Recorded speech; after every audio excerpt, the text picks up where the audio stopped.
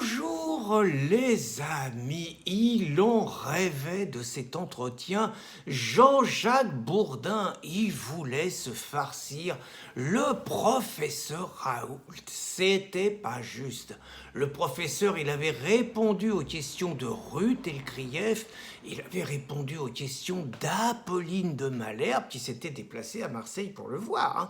Il avait répondu aux questions du grand spécialiste de la médecine, Patrick Cohen, et il avait négligé 2 invitations de Jean-Jacques pour passer à son émission Bourdin & Co. On n'avait jamais fait ça à Jean-Jacques. Jean-Jacques, on le supplie pour être invité, pour être l'invité du jour et tout. Ça fait de l'audience et tout. Et le professeur, il avait même pas daigné répondre aux invitations de Jean-Jacques. Jean-Jacques, il en avait été affecté. Il s'était plaint chez Patrick Cohen. Il avait dit que le professeur, il n'était pas bien élevé et tout. Et qu'il avait dit, c'est dommage parce que avec moi, ça aurait été chaud. Eh ben, il a réussi parce que le professeur, il est passé, il était superbe, hein, costume, il n'avait pas de cravate, mais costard et tout. Il est passé devant les députés. Et là, les professeurs, il a distribué comme il fallait. Oula. En gros, il a dit que la gestion de la crise, ça avait été n'importe comment. Il a remis en cause toutes les instances. Il a naturellement dit que la chloroquine, ça marchait bien. Puis il a mis le pavé dans la mare. Oula, il a parlé des conflits d'intérêts. Alors bon, il est bon, le professeur, pendant 3 heures. Le mec, il parle clair, tourne pas autour du pot. Manifestement, il a subjugué l'Assemblée. Bon, il y a juste un député modem qui a voulu se le farcir. Le mec, il est monté au créneau. Bon, civière, ils l'ont sorti, c'était terminé, quoi. Bon, donc c'était juste après cette audition par les députés que le professeur, il était invité par Jean-Jacques Bourdin. Et donc on sentait que le Jean-Jacques, il avait qu'une envie, c'était se farcir le professeur avec les méthodes d'interview à la Bourdin qu'on fait longtemps. Bah ouais, Bourdin, il va bientôt partir en retraite, Jean-Jacques. Hein. C'est Apolline qui va le remplacer. Donc là, il tire ses dernières cartouches, même si il va quand même garder, pour l'instant, il va garder l'interview du jour et tout. Bon, ils vont le garder 6 mois, puis ils vont le jeter. Encore plus, il y a des économies à faire à RMC, ils ont fait une grève de 24 heures, les journalistes. Jean-Jacques, il n'a pas fait grève, hein, lui, non, ça ne le concerne pas. Donc, Jean-Jacques, dans 6 mois, avec le salaire qu'il a, ils vont lui dire, bon, Jean-Jacques, t'as 71 piges, tu dégages. Mais bon, ça, il ne sait pas encore. Donc, Jean-Jacques, il a commencé, bon, c'était gentil, c'était tout ça, bon, il y a le round d'observation, on sentait quand même que c'était un peu tendu, parce que le professeur, il se lâchait pas comme d'habitude. Bah, il sait que l'autre, il a que des questions de pute, pour tendre des pièges, et le professeur, il faisait gaffe où il mettait les pieds. Alors Jean-Jacques, il a commencé au bout d'un moment, à l'allumer en disant, parce que Jean-Jacques, il avait préparé l'émission, hein, je ne sais pas si c'est lui qui fait les recherches ou s'il y a les mecs qui bossent pour lui, à mon avis, il y a les petites mains, mais en gros, c'était « Trouvez-moi toutes les déclarations du professeur qu'on peut utiliser pour le mettre en difficulté ». En gros, c'était ça. Trouvez-moi les contradictions, ce qu'il a dit après et tout. Trouvez-moi tout ça. Donc on sentait que l'émission, elle était préparée. Hein. Le professeur, il était censé passer un mauvais quart d'heure. Et donc, Jean-Jacques, il a commencé en disant vous avez accusé des médecins d'avoir tué des patients. Oh, la tourpille d'entrée, quand même. L'autre, il a dit non, j'ai dit qu'on n'avait pas soigné les gens. Jean-Jacques, il a dit pas soigner les gens, c'est tuer. Et le professeur, il a dit non, ça, c'est vos déductions. Il y a une différence entre ne pas soigner et tuer. Donc, c'était déjà la première escarmouche. Jean-Jacques, il voulait faire dire au professeur qu'il accusait ses collègues d'avoir tué des patients. Quand même, c'est pas la même chose. Ils ont eu des ordres de ne pas soigner, c'est peut-être discutable, mais quand même, la sémantique, c'est important.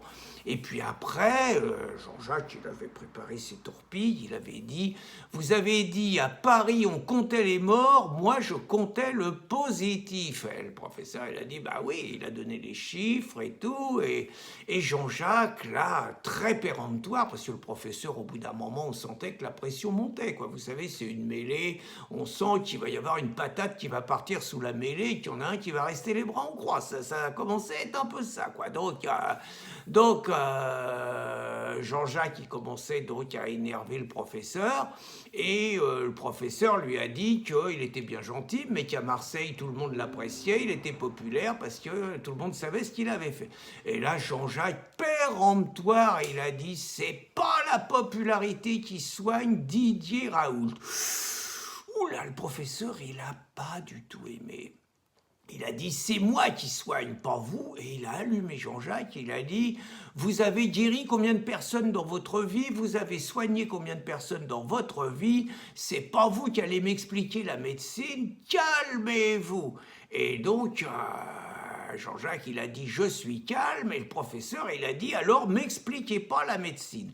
Et là, Jean-Jacques, avec quand même les méthodes de pute qu'il a eues dans toute sa carrière, il conclut en disant « Donc, vous dites qu'on a tué des gens ». Ah là, le professeur, il n'a pas été content, parce qu'il n'a jamais dit ça. Et l'autre, il essaye de lui faire dire, il revient. Donc, le professeur, il a commencé à dire, dans le métier, on disait « On prend sa veste ». Quand on se disait « On se barrait », on quitte le boulot, on prend sa veste. Donc, le professeur, il a dit « Vous n'allez pas me répéter ça 10 fois.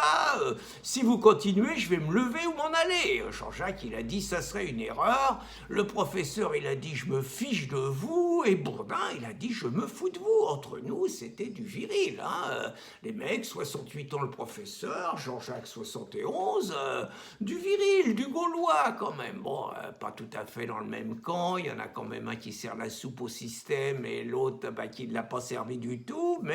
Et le professeur, il a dit à Jean-Jacques « Posez-moi des questions intelligentes, sinon je me barre ». Alors bon, ils ont réussi à éviter le clash définitif. Le professeur qui était prêt à se tirer s'est rassis et il a continué sur... Jean-Jacques, il a dit « Vous dites qu'il y a des médecins qu'on achète ». Ouh là, le professeur, il s'est dit « Là, je vais me prendre un procès ». Il a parlé de conflit d'intérêts, exactement ce qu'il a dit devant les parlementaires. Et il y a François qui sort une liste de 13 mecs. Alors c'est marrant, hein, c'est ceux qui ont le plus cassé le professeur sur les plateaux de télé. Bah, les 13, ils passent quand même un petit peu à la caisse. Mais c'est François qui l'a dit, c'est pas le professeur.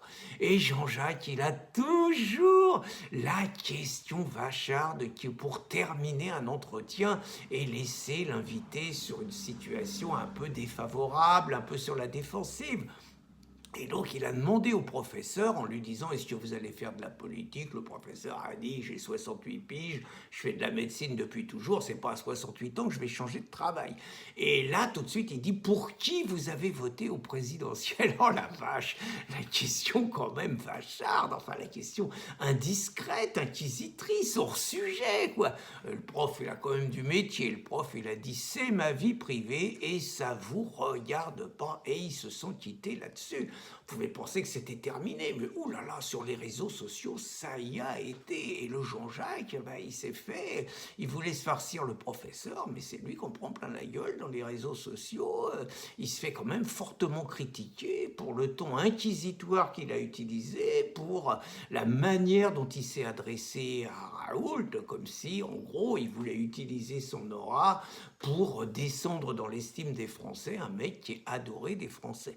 Et alors, heureusement, Jean-Jacques, il a quelqu'un qui le défend, c'est sa femme Anne Nivat. Alors Anne, il ne faut pas toucher à son Jean-Jacques. Hein. Anne, spécialiste des Tchétchènes, hein. Elle avait été couvrir la guerre de Tchétchénie et tout, puis elle était complètement avec les Tchétchènes contre les Popov. Hein. Donc Anne, elle avait déjà défendu son Jean-Jacques, quand Jean-Jacques, il s'était fait prendre au volant de sa voiture à 172 km/h, je crois, retrait de permis et tout, et Anne, elle avait balancé le nom de policier, le nom supposé du policier qui avait organisé des fuites et qui avait fait savoir les choses. Anne, elle est d'accord, quand les fuites, c'est contre les populistes, c'est contre tout ça, quand la justice déconne, là, elle est d'accord, parce que c'est contre les méchants.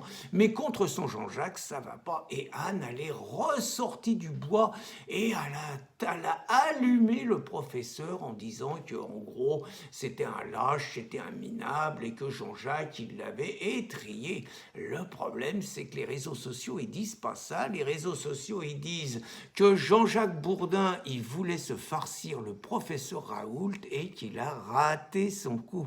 Bonne journée, les amis.